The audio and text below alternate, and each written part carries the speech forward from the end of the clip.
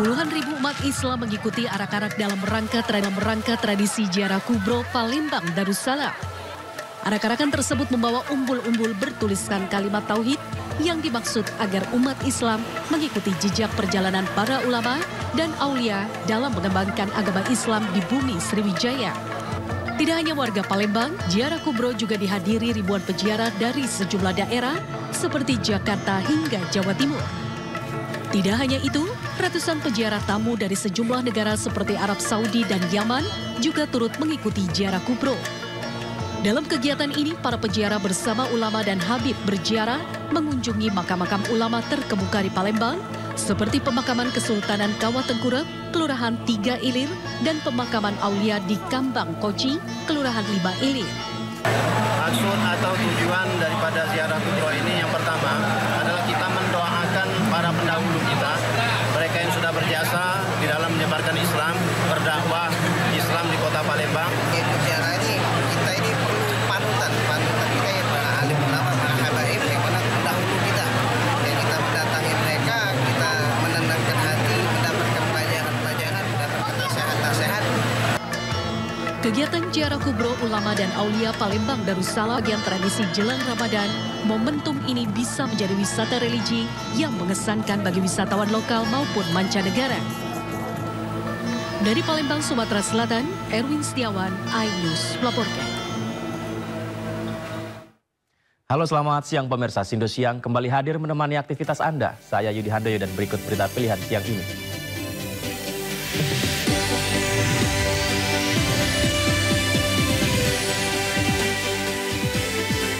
Kesal gara-gara pengeras suara miliknya akan dijual, seorang anak tega melempar bom molotov ke ayahnya.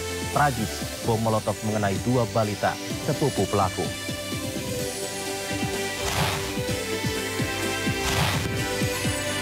Sekelompok pelajar SMP tega menganiaya rekannya sendiri di dalam ruang kelas di Balikpapan, Kalimantan Timur.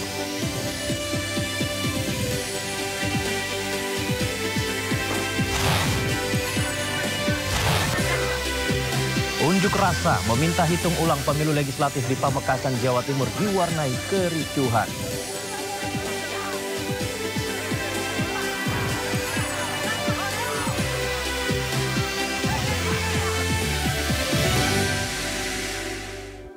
Kita awali informasi hari ini dari Jawa Timur. Pemirsa, 4 truk penambang pasir di Lumajang diterjang banjir lahar hujan Gunung Semeru saat hendak menyeberangi jalur aliran lahar Sungai Leprak. Banjir lahar juga membuat jembatan yang menghubungkan 2 dusun tidak bisa dilintasi kendaraan lantaran tertutup sisa material banjir.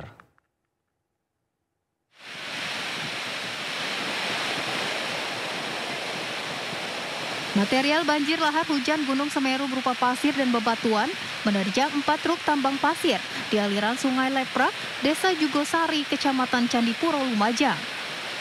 2 truk yang berada di tengah sungai bahkan terguling karena derasnya terjangan arus banjir.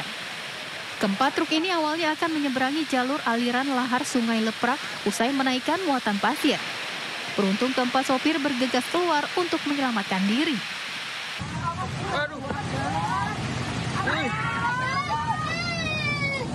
Besarnya banjir lahar hujan Gunung Semeru juga membuat jembatan yang menghubungkan 2 dusun tidak bisa dilintasi kendaraan lantaran badan jembatan tertutup sisa material banjir. Akibatnya 137 kepala keluarga yang berada di dusun Sumber Langsep terisolir. Sementara itu pihak BPBD Kabupaten Lumajang menghimbau warga agar selalu waspada karena puncak Gunung Semeru kerap diguyur hujan deras.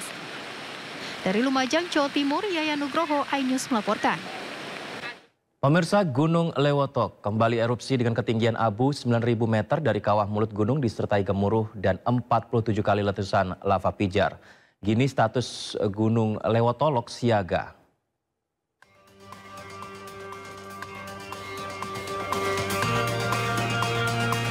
Pasca peningkatan status dari waspada menjadi siaga, aktivitas Gunung Api Lewotolok di Flores di Kabupaten Lambata, Nusa Tenggara Timur tak henti-hentinya mengeluarkan material vulkanik dari mulut Gunung Api Ile Lewotolok. Hingga Minggu pagi, Gunung Lewotolok kembali erupsi sebanyak 11 kali letusan. Periode 24 jam terakhir telah terjadi letusan sebanyak 57 kali dan gempa-gempa lain yaitu gempa hembusan tercatat 509 kali gempa hembusan. Dari catatan di posko pemantauan erupsi disertai suara gemuruh dengan ketinggian abu vulkanik 500 hingga 900 meter. Saat ini status gunung Lewotolok siaga atau level 3. Warga dihimbau untuk tidak melakukan aktivitas 2 km dari kaki gunung api Ile Lewotolok. Dari Lembata, Nusa Tenggara Timur, Joni Nura, News melaporkan. Pemirsa, 1 orang tewas dan 2 lainnya hilang akibat tanah longsor di Sragen, Jawa Tengah. Longsor terjadi akibat hujan deras yang mengguyur wilayah Kecamatan Sambirejo.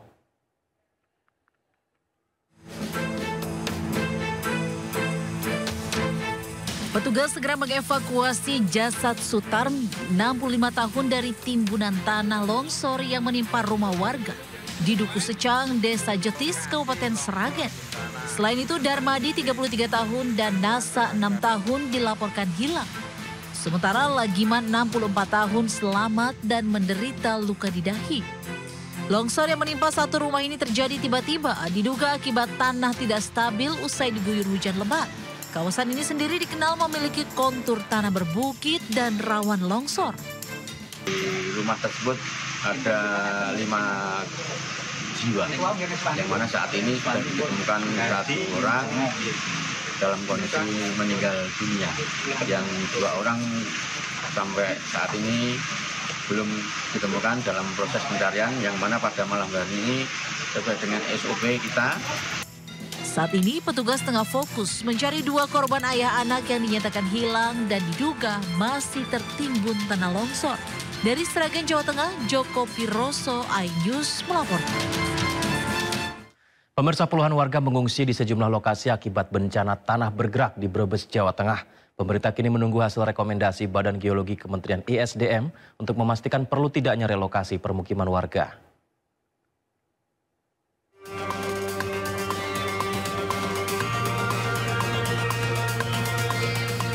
Hingga Minggu pagi, sedikitnya 70 warga Duku Limbangan, Desa Sridadi, Kecamatan Sirampok, Kabupaten Brebes, Jawa Tengah, mengungsi di sejumlah lokasi akibat bencana tanah bergerak sejak beberapa hari terakhir.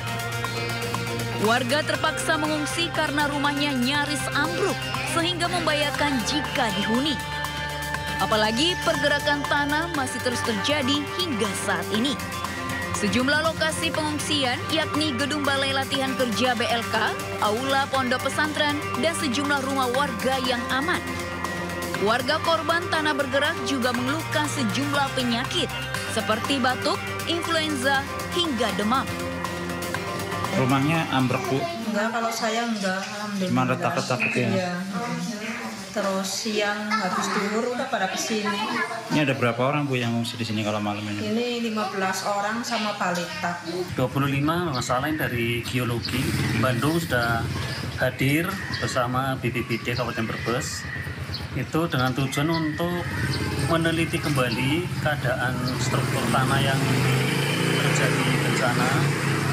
Karena apakah itu masih layak ditempati atau memang harus relokasi. Kini pemerintah desa telah menyiapkan tanah untuk relokasi. Bencana tanah bergerak telah merusak 78 rumah warga, 35 rumah diantaranya nyaris ambruk karena dinding yang roboh hingga lantai retak dengan kedalaman hingga 1 meter. Puluhan warga korban bencana kini membutuhkan bantuan selama tinggal di pengungsian. Dari Brebes, Jawa Tengah, Unibar melaporkan. Pemirsa, bencana tanah bergerak juga terjadi di sejumlah kampung di Kabupaten Bandung Barat yang terus masih terjadi. Hingga saat ini kondisi membuat puluhan bangunan rusak serta ratusan warga terpaksa mengungsi.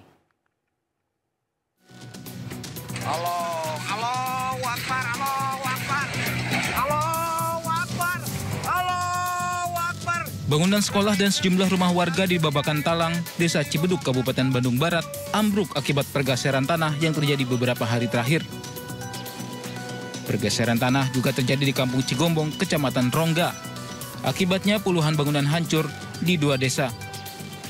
BPBD Kabupaten Bandung Barat dan Provinsi Jabar melakukan asesmen kebencanaan di lokasi pergerakan tanah tersebut. Ternyata pergerakan tanah masih terjadi dan sangat rawan hingga akan segera dilakukan penyelidikan. Masih retak-retak gitu ya. Ini semakin hari pergerakan semakin intensif ya, sehingga ini terus bergerak. Nah, tadi pagi apa ya? Jam 5 tadi subuh. Ini sudah sampai terjadi sampai goyang. Nah, sampai saat ini masih goyang, Pak. Ya, ini kami sudah kerjasama dengan Pusat Vulkanologi. Mudah-mudahan secepatnya, Pak. Secepatnya mereka tim dari Pusat Vulkanologi ini turun ke lapangan. Pergeseran tanah yang masih terjadi membuat warga terpaksa mengungsi. 194 warga dari 2 RT mengungsi ke posko pengungsian di kantor Kecamatan Rongga. Pemerintah daerah berupaya memenuhi semua kebutuhan pengungsi. Tadi kami butuh kebutuhan di sana itu ada kasur, ada bantal, ada kipas angin, terus ada dispenser dan susu untuk anak. Kita semua sepenuh. Saya berusaha untuk menghilangkan sedikit pun keluhan itu yang sampai muncul. Karena ini masyarakat saya, ini kehendak alam, dan disinilah peran pemerintah harus benar-benar hadir di tengah-tengah masyarakat. Pergeseran tanah mengakibatkan 49 bangunan rusak yang terdiri dari 1 sekolah dan 48 rumah warga. Bangunan rumah warga mengalami retakan, sekolah dan fasilitas umum ambruk, hingga akses jalan warga pun amblas. Rencananya pemerintah Kabupaten Bandung Barat akan merelokasi tempat tinggal para pengungsi ini ke tempat yang lebih aman. Pasalnya bangunan rumah yang sebelumnya ditinggali tidak layak huni dan terancam pergerakan tanah susulan. Dari Bandung, Jawa Barat, Yuwono melaporkan. Setelah video Kiai Haji Abdullah Jimnastiar atau AA Gim menegur remaja yang tengah nongkrong viral, sebuah minimarket di lingkungan Pondok Pesantren Darut Tauhid Bandung, Jawa Barat akhirnya disegel, pemirsa. Penyegelan itu dilakukan karena ternyata minimarket belum memiliki izin dan akhirnya dilarang beroperasi sementara oleh petugas. Di sini gimana campur laki perempuanan? Hei, merokok di pesantren gini kan nggak enak, pesantren. Ustadz Kondang Kiai Haji Abdullah Jimnastiar atau AA Gim menegur sekelompok remaja yang tengah asik menongkrong di sebuah minimarket yang berada di dekat pondok pesantren miliknya Darut Tauhid. AA Gim membagikan video yang mengandung keresahannya itu di media sosial. Menurutnya perilaku remaja ini tidak pantas dilakukan karena berada di lingkungan pondok pesantren dan terjadi hingga larut malam. Usai video ini viral, petugas Satpol PP mendatangi lokasi. Ternyata minimarket ini diketahui belum memiliki izin. Dan berdasarkan hasil pemeriksaan kami di lapangan, telah terjadi 3 pelanggaran yang dilakukan oleh kegiatan usaha tersebut. Yaitu pertama, pelanggaran terhadap perizinan, kemudian juga terhadap gangguan tantibum serta jam operasional. Atas tindakan pelanggaran tersebut, kami melakukan tindakan dengan melakukan penghentian kegiatan sementara. Ternyata tidak ada izin sama sekali. Padahal beroperasinya 24 jam dengan aktivitas yang seperti kita lihat sendiri dalam tayangan tersebut. Siang malam terjadi hal-hal yang kurang nyaman bagi yang mau ibadah ke masjid. Apalagi kalau jam tahajud itu tidak sedikit yang berpacaran atau ya tindakan-tindakan yang sangat tidak etis sama sekali untuk berada di sekitar masjid, pesantren dan masyarakat yang sudah kondusif di sini berusaha untuk menjadi lebih baik. Usai penyegelan, rencananya pihak Satpol PP akan memanggil pemilik minimarket untuk dimintai keterangan. Dari Bandung, Jawa Barat, Billy Maulana Fikran, iNews melaporkan.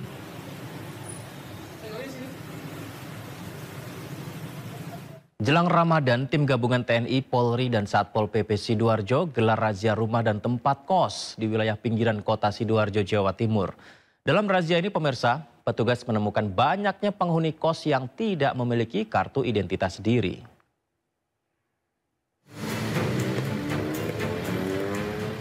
Tim gabungan menelusuri sejumlah rumah kos di kawasan Tanggulangin, Sidoarjo, Jawa Timur. Petugas melakukan pengecekan dan razia penghuni rumah atau tempat kos sebagai upaya menciptakan suasana aman dan nyaman jelang Ramadan.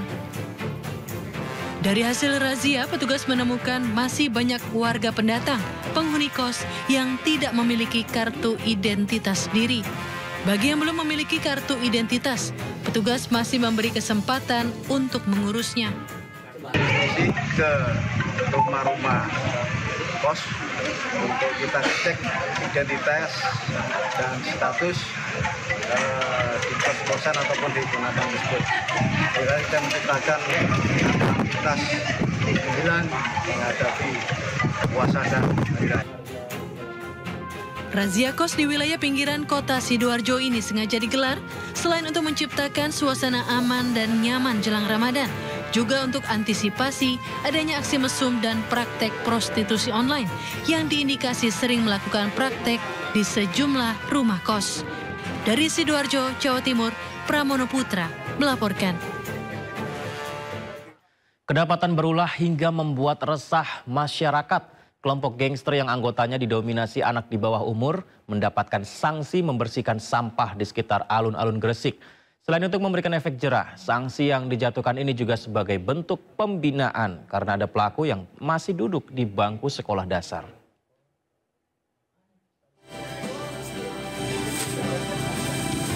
Siapa sangka jika remaja-remaja tanggung yang tengah membersihkan alun-alun kota Gresik ini sebelumnya digerebek warga serta petugas kepolisian di markasnya karena kedapatan pesta minuman keras hingga membuat resah warga sekitar. Meski tengah menjalani hukuman, namun mereka terlihat ikhlas dan sesekali tersenyum sambil memunguti sampah yang berserakan. Menurut petugas, sanksi ini sengaja diberikan untuk memberikan efek jerah karena rata-rata mereka masih di bawah umur. Selain itu, petugas juga telah berkoordinasi dengan orang tua para gangster, tokoh agama, tokoh masyarakat, serta instansi terkait. Bahwasanya sanksi sosial ada berinstitusi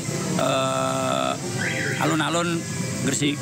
Untuk kemudian kami berikan penyuluhan juga terkait bahwa tindakan anak-anak ini sangat meresahkan atau merugikan masyarakat.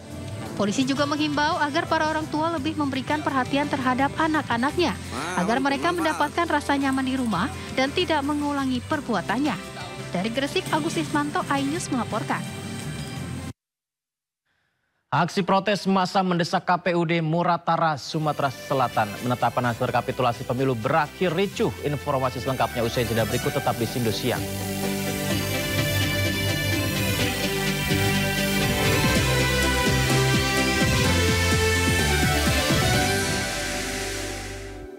Unjuk rasa meminta hitung ulang di Pileg Dapil 5 Pamekasan, Jawa Timur diwarnai kericuhan. Pendemo dan polisi yang berjaga saling dorong akibat salah paham.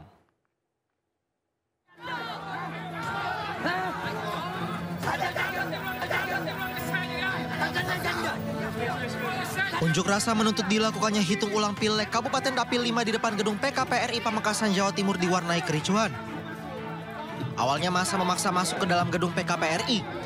Ketika massa memaksa masuk sambil berorasi, tangan salah satu korlap aksi mengenai muka salah satu polisi yang berjaga. Secara spontan polisi langsung mendorong wajah korlap aksi dan keributan pun terjadi. Tidak hanya itu, massa menghalau siapapun yang akan masuk ke dalam gedung, bahkan salah satu komisioner Bawaslu yang hadir juga diusir. Pihak Polres Pamekasan menyebut pihaknya sudah meminta maaf kepada salah satu orator yang terlibat insiden. Alhamdulillah, saya jembatani antara Pak Hari dengan anggota saya yang diduga melakukan kekerasan, sudah sama-sama memaafkan. Dari yang bersangkutan bersama Pak Joko sudah meminta maaf langsung kepada Pak Hari, yang alhamdulillah juga berkat kebesaran hati dari Pak Samari dan kawan-kawan, kami khususnya atas nama Polres mengucapkan apresiasi dan terima kasih yang luar biasa sekali. Ke depan akan menjadi koreksi buat. Kedua belah pihak juga sudah dipertemukan dan saling memaafkan secara langsung. Dari Pamekasan, Jawa Timur, Dedi Prianto, iNews. Penghitungan surat suara DPRD Kota Bekasi di kantor PPK Kecamatan Bekasi Timur, Kota Bekasi berujung ricuh. Kericuhan terjadi karena adanya dugaan keberpihakan dari PPK Kecamatan Bekasi Timur.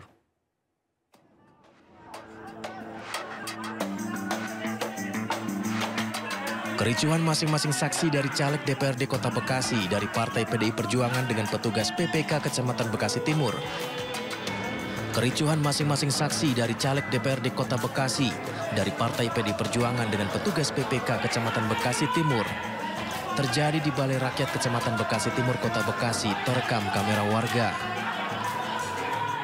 Adu mulut terjadi di saat proses rekapitulasi penghitungan suara legislatif DPRD Kota Bekasi. Masing-masing saksi dari caleg Partai PDI Perjuangan mensinyalir adanya keberpihakan dari panitia PPK Kecamatan Bekasi Timur kepada salah satu calon legislatif hingga diduga terjadi penggelembungan suara. Itu di C1 hasil saya menunjukkan bahwa salah satu caleg di nomor sekian, angkanya sekian. Tapi pas di plano, angkanya melambung.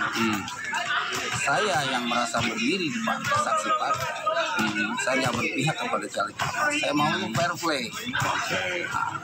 Tuntutan saya membuka kotak suara. PPK Kecamatan Bekasi Timur menyampaikan bahwa gesekan yang terjadi bukan karena penggelembungan, tapi ketidaksesuaian dengan C hasil salinan para saksi dan plano acuan utama. Pada dasarnya gesekan tersebut bukanlah berkenaan dengan adanya penggelembungan suara, melainkan gesekan tersebut adanya ketidaksesuaian antara C hasil salinan yang dipegang para saksi dengan C hasil plano yang menjadi acuan utama. Meski sempat dihentikan sementara, namun saat ini PPK Kecamatan telah melanjutkan penghitungan surat suara untuk legislatif di tingkat provinsi. Dari Bekasi, Jawa Barat, Rahmat Hidayat, iNews melaporkan. Sejumlah warga di Kecamatan Rupit menggelar aksi demo di Simpang 4 Jalan Lintas Sumatera Kabupaten Muratara, Sumatera Selatan yang berujung ricuh. Masa mendesak KPUD Muratara mengakhiri pleno rekapitulasi tingkat kabupaten dan segera menetapkan hasilnya.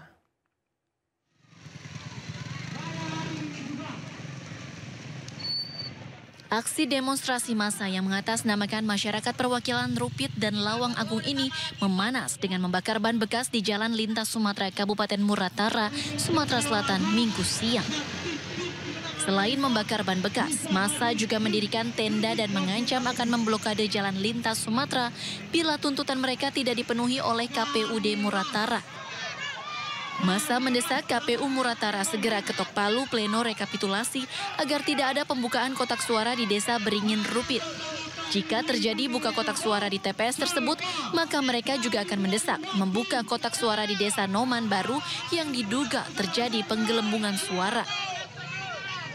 Kami minta keadilannya sekarang, ketok palu sekarang. Kami mau memperkenalkan pemimpin rakyat kami, Pak.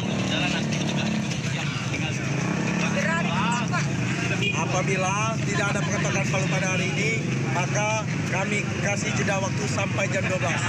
Apabila tidak ada pengetukan palu, maka akses Jalan Lintas Sumatera kami tutup. Sejumlah aparat gabungan dikerahkan guna mengantisipasi hal yang tak diinginkan. Petugas gabungan mengimbau kepada warga untuk tidak melakukan pemblokiran jalan karena banyak pengendara yang melintas menggunakan Jalan Lintas Sumatera. Dari Muratara, Sumatera Selatan, Sudirman, iNews melaporkan.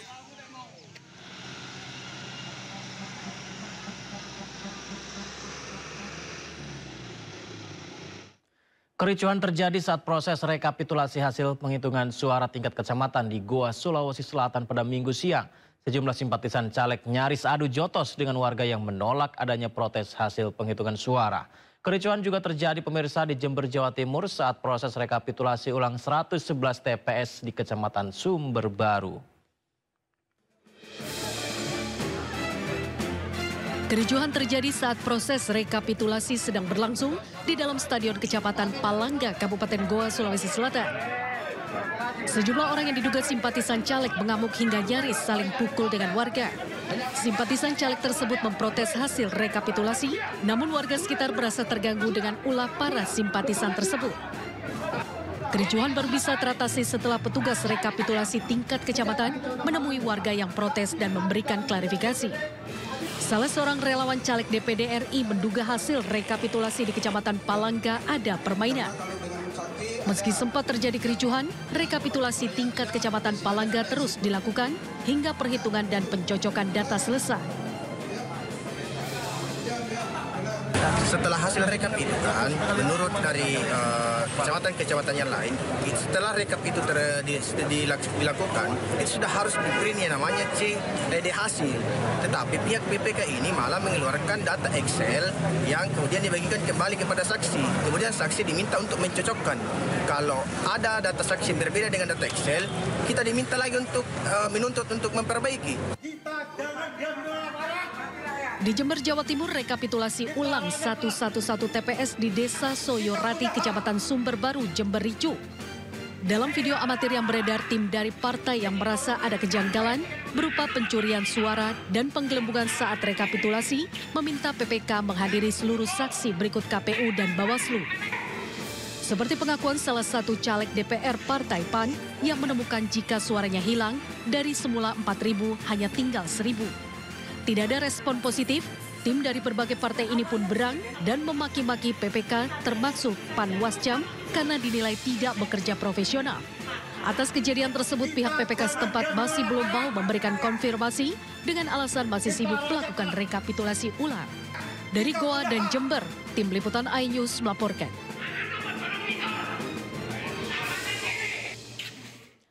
Pakar telematika mengungkap kejanggalan-kejanggalan yang terjadi pada sistem informasi rekapitulasi atau Sirekap milik KPU. Calon Wakil Presiden nomor urut 3 Mahfud MD mengaku telah mengantongi bukti kuat untuk ajukan hak angket ungkap kecurangan pemilu.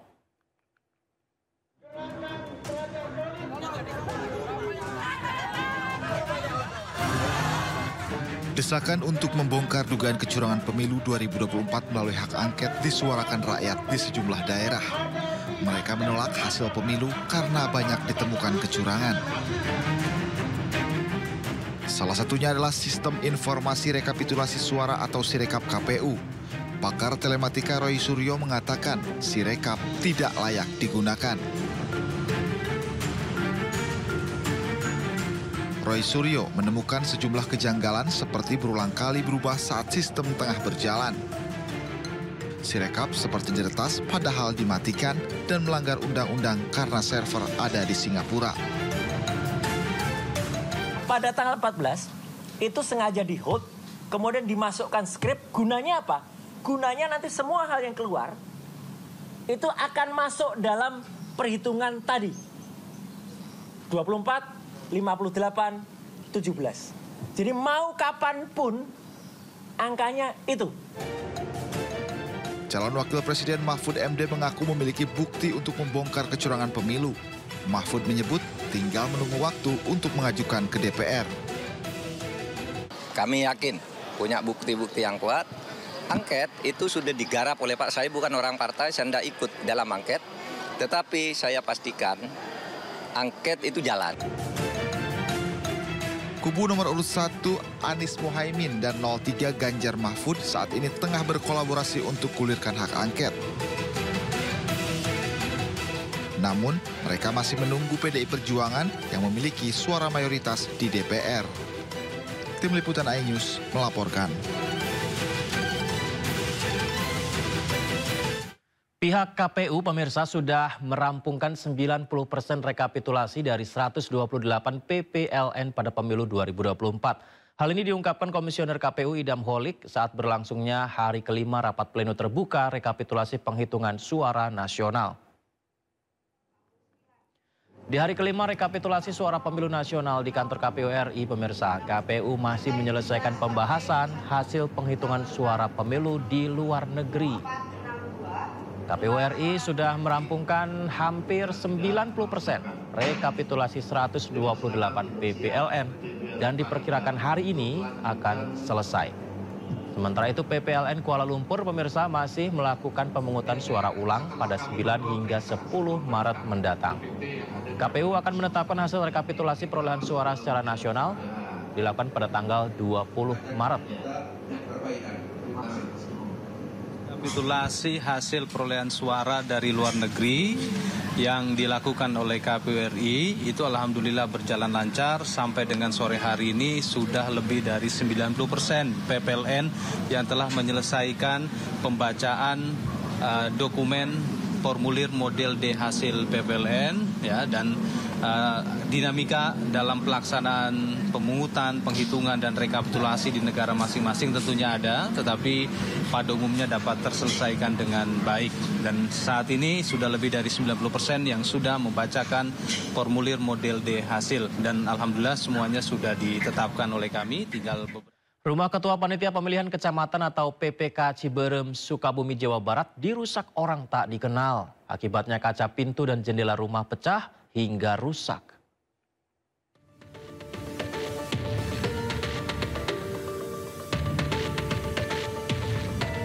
Beginilah kondisi rumah Ketua Panitia Pemilihan Kecamatan atau PPK Ciberem, Aden Badrudin, di Kampung Salakaso, Kecamatan Ciberem, Kota Sukabumi, Jawa Barat. Beberapa kaca jendela pecah dan pintu dirusak orang tak dikenal Sabtu dini hari. Peristiwa perusakan ini sempat diketahui anak korban yang tengah berada di rumah. Sementara korban sendiri tengah berada di rumah sakit untuk menjalani perawatan setelah proses penghitungan suara pemilu. Polisi kini memburu 5 orang pelaku pengerusakan rumah ini. Mendengar suara perusakan berupa kaca pecah, diduga dilempar oleh pelaku. Kemudian pada saat itu keluar, berteriak meminta tolong dan para pelaku lari ke arah gang bawah sekitar lokasi.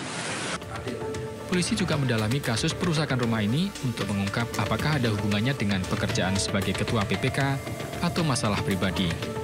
Dari Sukabumi, Jawa Barat, Budi Setiawan, iNews melaporkan.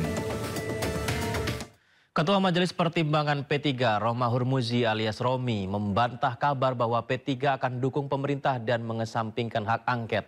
Romi bahkan berpendapat hak angket diperlukan untuk mencari fakta-fakta berbagai dugaan kecurangan pemilu yang terus-menerus banyak muncul.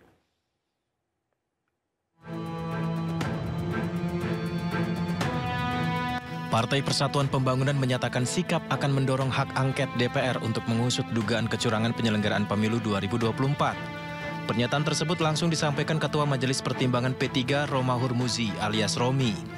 Pernyataan tersebut sekaligus membantah kabar P3 tidak kompak dengan partai koalisi pendukung Ganjar Pranowo Mahfud MD lainnya terkait penggunaan hak angket. Kesepakatan untuk mendorong hak angket bahkan sudah disampaikan dalam pertemuan para ketua umum partai politik pendukung Ganjar Mahfud pada 25 Februari lalu. Penggunaan hak angket di DPR untuk mengungkap dugaan kecurangan pemilu 2024 sempat mengalami tarik ulur. Rencana ini mulanya didorong oleh calon presiden nomor urut 3 Ganjar Pranowo. Bak gayung bersambut dalam kekecewaan yang sama di tengah hasil quick count, kubu Anies Muhaimin pun menghendaki hal serupa. 3 parpol pengusung Anies Muhaimin yakni Partai Nasdem, PKB, dan PKS juga berencana menggulirkan hak angket di DPR. Kedua kubu mencium dugaan kecurangan yang terstruktur, sistematis dan masif di pemilu 2024. Namun ketiga parpol dari koalisi perubahan tersebut masih menunggu keseriusan PDIP sebagai pemilik kursi terbanyak di DPR untuk segera mewujudkan hak angket. Hak angket adalah salah satu hak yang dimiliki DPR untuk menyelidiki pelaksanaan undang-undang atau kebijakan pemerintah yang menyangkut hal penting, strategis, dan berdampak besar bagi bangsa, negara, dan rakyat. Meski hak angket tak bisa serta-merta mengubah hasil pemilu, namun hak angket diharapkan bakal membuktikan adanya praktik lancung dalam pemilu. Saat ini parpol pengusung Ganjar Mahfud yang diisi PDI Perjuangan dan P3 memiliki 147 kursi di DPR, ditambah dengan parpol pengusung Anies Muhaimin 167 kursi, maka jumlah total parpol pendukung hak angket 314 kursi.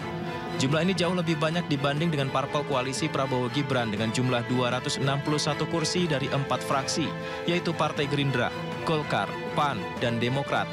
Dari Jakarta, Tim Liputan iNews melaporkan. Sementara itu, Ketua Umum Partai Golkar Erlangga Hartarto tak mendukung hak angket DPR untuk menyelidiki pelaksanaan pemilu 2024 yang dinilai banyak kejanggalan. Erlangga Hartarto justru menyatakan mayoritas dukungan partai masih kepada pemerintah Joko Widodo. Pertama kan kita harus ingat ini masih pemerintahan Bapak Presiden Jokowi Ma'ruf Amin. Nah, yang mendukung Pak Presiden Joko Widodo dan Ma'ruf Amin itu kan sekarang partainya mayoritas. Ditambah Pak AHY sudah dilantik jadi menteri. Jadi tambah mayoritas lagi gitu. Ini kita harus lihat dalam konteks itu. Pemirsa, putusan Mahkamah Konstitusi menghapus ambang batas parlemen 4% untuk diterapkan pada pemilu 2029 menuai ragam reaksi publik. Perludem sebagai penggugat menilai persentase ideal ambang batas parlemen adalah 1%. Sementara pakar hukum tata negara menilai putusan MK harusnya bisa dilakukan langsung berlaku di 2024. Putusan Mahkamah Konstitusi menghapus ambang batas parlemen 4% untuk diterapkan pada pemilu 2029 menuai beragam reaksi publik. Perkumpulan untuk Pemilu dan Demokrasi atau Perludem sebagai pemohon menyatakan ketentuan ambang batas parlemen 4% menyebabkan terbuangnya kumpulan suara pemilih pada pemilu. Timbang menimbang angka ideal batas ambang, Perludem menilai persentase ideal ambang batas parlemen adalah 1%. Jadi memang di permohonan kami itu kita menyediakan juga sebetulnya satu rumus ya, rumus dari Tagepera namanya, untuk kemudian menghitung bagaimana metode ambang batas efektif yang kemudian bisa diberlakukan gitu, yang kemudian muncullah angka 1% itu. Yang ini kemudian menghitung misalnya ada rata-rata besaran district magnitude atau jumlah kursi dalam satu dapil, kemudian jumlah total kursi di parlemen dan juga jumlah dapil gitu. Sementara itu, pakar hukum tata negara menilai putusan Mahkamah Konstitusi menghapus ambang batas 4% bisa diberlakukan di pemilu 2024 tanpa perlu menunggu hingga pemilu 2029. Dengan kalau diterapkan 2024, momennya pas ya, terlepas siapa partai siapa yang diuntungkan, tapi yang kita fokuskan adalah melindungi atau meminimalisir suara rakyat yang terbuang. Nah, Kenapa tidak 2024? Itu yang saya sesalkan. Kalau seandainya ini sudah diputuskan, nah saya kira memang tidak. Dalam pertimbangan, MK menyatakan setuju dengan Perludem soal ketiadaan dasar penentuan ambang batas parlemen 4%. Menurut MK, undang-undang tidak pernah mengatur cara menentukan ambang batas, namun ambang batas selalu dinaikkan. Tim Liputan iNews melaporkan.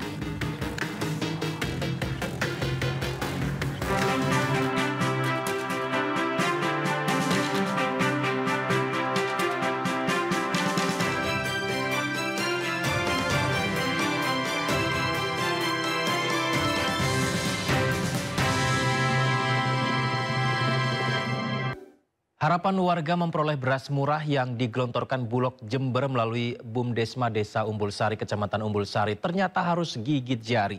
Beberapa warga yang telat datang harus pulang dengan tangan hampa setelah 10 ton beras yang digelontorkan ternyata habis hanya dalam 2 hari.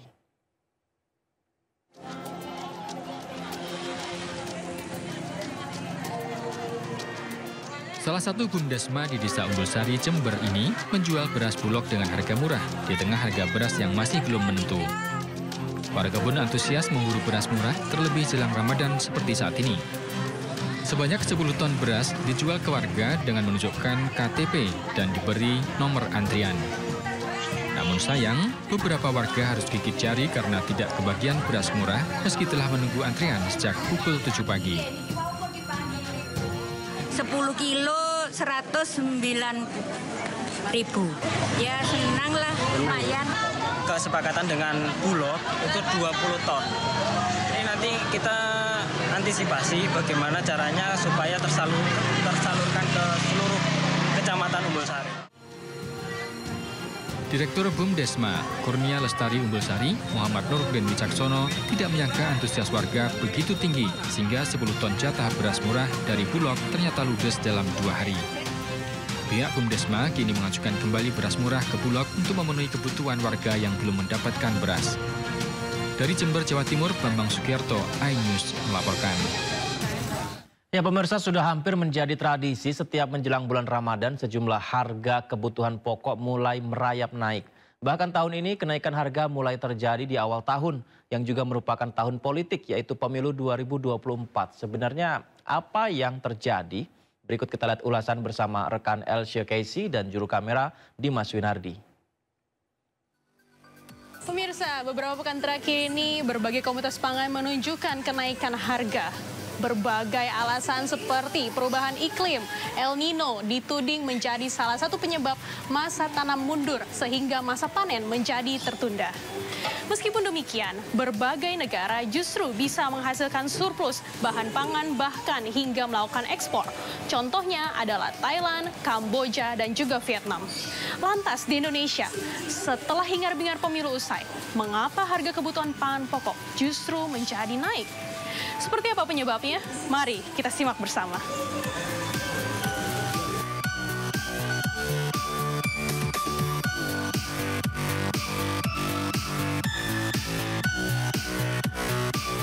Sejumlah kebutuhan pangan yang terus menunjukkan kenaikan harga, diantaranya adalah beras, gula pasir, daging ayam, telur ayam, hingga bawang merah dan juga cabai. Menurut data dari Badan Pusat Statistik Indonesia atau BPS, berbagai kota dan juga kabupaten merasakan kenaikan harga ini. Tentunya menjelang Ramadan, kenaikan harga ini semakin memberatkan masyarakat dalam memenuhi kebutuhannya sehari-hari.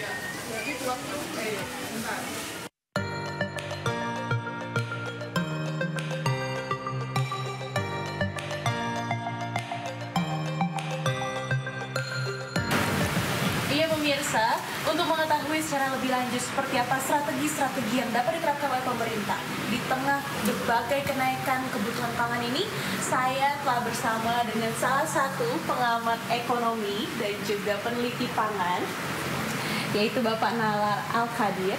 Bapak, seperti apa sih Pak penyebab dari kenaikan harga yang terjadi akhir-akhir ini Pak? Oke, yang sekarang lagi rame kan itu sebenarnya komoditas beras ya. Ya, kemudian di retail modern sempat langka dan sulit ya, dan sekarang tapi beberapa retail modern besar itu udah mulai ramai lagi barangnya. Tapi masalahnya bagaimana dengan harganya kan gitu. Nah, di retail modern besarnya harganya justru naik, malah melanggar dari aturan HET ya.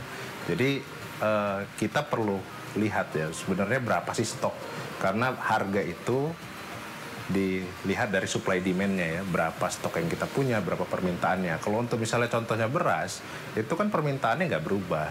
Rata-rata itu di 2,54 juta ton per bulan. Nah, bagaimana dengan supply-nya? Nah, ini yang kita harus pertanyakan. Pemerintah bilang ada 7,3 juta ton. Tapi 7,3 juta ton itu sebenarnya kan cukup bahkan sampai 3 bulan ya. Tapi kok bisa langka, kemudian harganya pun naik di pasar. Nah, ini yang saya sedikit curiga. Kemudian ini langka tapi kok harganya kemudian tidak bisa diredam, berarti sebenarnya apakah memang stoknya ada atau memang stoknya nggak ada kan gitu. Ini pemerintah yang harus konfirmasi benar-benar ya, karena kita juga produsen beras, tetapi kemudian ternyata di 2023 saja itu surplus kita antara produksi dan konsumsi 2023 itu hanya sekitar 340.000 ton. Menurut Bapak sebenarnya strategi-strategi seperti apa saja yang ke depannya mungkin pemerintah bisa terapkan? Ya pertama gini ya, informasi terkait produksi dalam negeri kita itu harus dipastikan dulu berapa sih sebenarnya kita bisa mampu produksi ya. Nah, untuk komoditas kayak gula, kayak beras, sapi, bawang putih, jagung itu kita masih impor. Nah, ini kita harus pastikan berapa sih kemampuan kita produksi. Nah, yang saya ragukan adalah beberapa, bukan hanya itu ya, dipertanyakan stok awal kita tuh tinggi, selalu seperti itu kalau datanya pemerintah. Tapi kenapa kemudian terjadi kenaikan harga, terjadi kelangkaan. Nah, yang menjadi permasalahan ini adalah will dari pemerintah itu sendiri. Kita tahu ya, minyak goreng aja contohnya di 2022. Minyak goreng di 2022, kita tuh produsen terbesar loh untuk minyak sawit. Tapi tetap harganya bisa naik gitu loh. Nah, itu yang menjadi pertanyaan-pertanyaan. Sedangkan kalau negara lain misalnya India, sampai sekarang impornya itu belum dibuka untuk beras. Jadi mereka belum membuka keran ekspor, jadi negara-negara lain belum bisa impor nih. Gitu. Kenapa? Mereka mengamankan dalam negerinya dulu gitu. Betul gitu. Jadi will-nya ini loh yang harus dilihat seperti itu.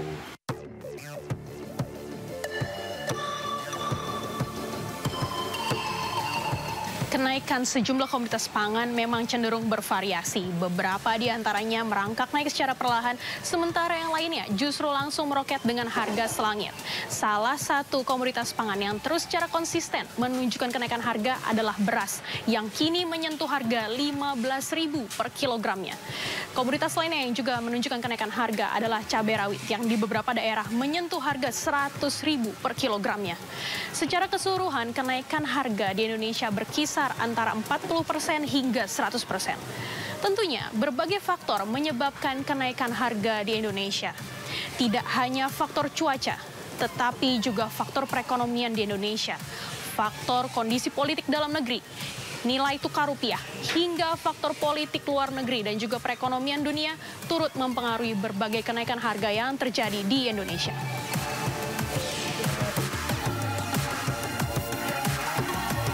Kenaikan berbagai kebutuhan pokok pun memberatkan warga dalam memenuhi kebutuhan sehari-hari. Daya beli masyarakat yang menurun menuntut masyarakat untuk kreatif dalam memenuhi kebutuhan pokok, salah satunya dengan melakukan substitusi barang. Semua pada naik, jadi kita pusing gitu kan. Terus itu apa penggantinya, kita beli beras nggak kebeli, ya kita makannya singkong, kayak ubi gitu, untuk membanjal perut supaya perut kita kenyang. Terus daging, ayam, ikan, itu juga pada naik gitu. Kita penggantinya tahu tempe, kalau nggak kerupuk gitu aja. Emang sih apa-apa naik, suami juga usahanya lagi sulit, lagi sepi ya. Suami kan kerjanya cuman kayak buru lepas gitu kan, hari ini dapat, hari ini dimakan, kadang-kadang nggak dapet gitu kan. Kita juga bingung, kayak belanja juga kan uangnya sedikit, kadang-kadang cukup, kadang-kadang enggak gitu kan, ya pinter-pinter kita sendiri aja gitu kan. Keberatan nggak, Bu? Oh, keberatan banget, Bu. Apalagi kita udah punya anak 3, repot ya, semuanya apa-apa naik. Apalagi kan mau puasa ya, semuanya naik. Belum masuk bulan Ramadan aja udah naik. Beras, telur, gula, itu yang bikin berat kan? Iya.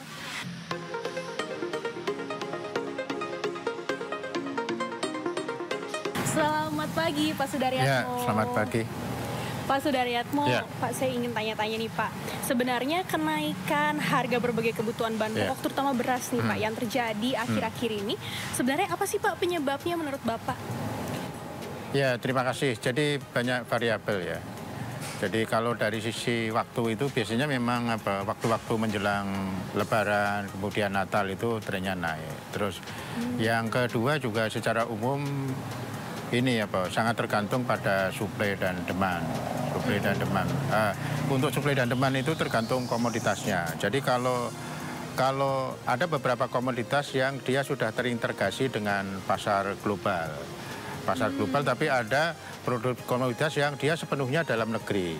Jadi kalau terintegrasi dengan pasar global, begitu ada gejolak harga pangan global, pasti akan berdampak ke domestik. Kalau di beberapa negara itu dia punya Essential Commodity Act gitu loh. Essential Commodity Act itu Jadi kalau di dalamnya termasuk pangan itu komoditas apa saja sih pangan itu yang yang masuk komoditas itu komoditas esensial tadi. Satu itu. Kemudian yang kedua, setelah ada Essential Commodity Act itu intervensi pemerintah itu ada di 4 tahapan. Satu adalah produksi.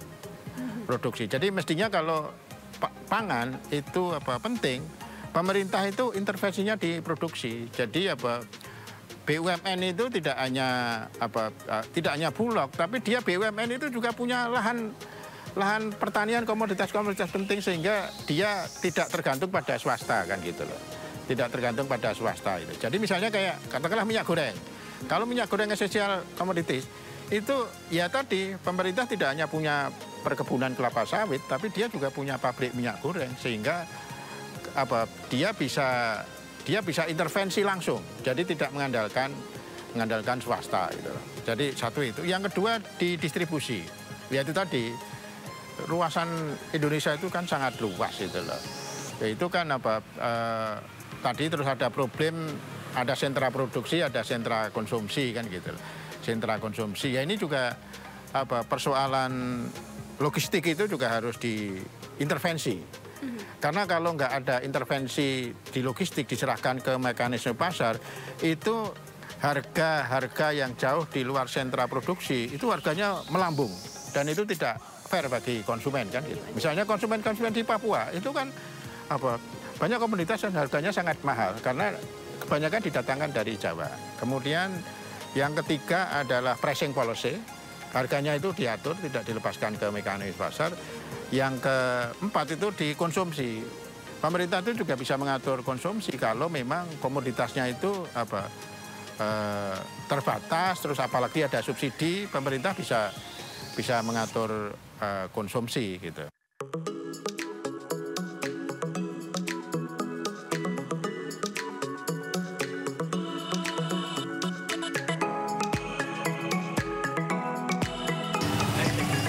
Kenaikan berbagai harga komoditas pangan yang terjadi belakangan ini memang dipicu oleh sejumlah faktor internal dan juga faktor eksternal. Selain memantau harga di pasar, diperlukan adanya upaya untuk menjaga agar pasokan dan juga distribusi dapat memenuhi kebutuhan nasional. Tentunya menjelang Ramadan 2024 ini, sejumlah harga yang semakin meningkat memberatkan masyarakat dan mengurangi daya beli mereka. Pemerintah perlu untuk menemukan upaya terobosan agar menjaga harga kembali normal sehingga masyarakat dapat memenuhi kebutuhan pokoknya. Demikian Vloganza kali ini. Saya Elsie Casey dan juru kamera Dimas Finardi. Sampai jumpa di Vloganza edisi selanjutnya.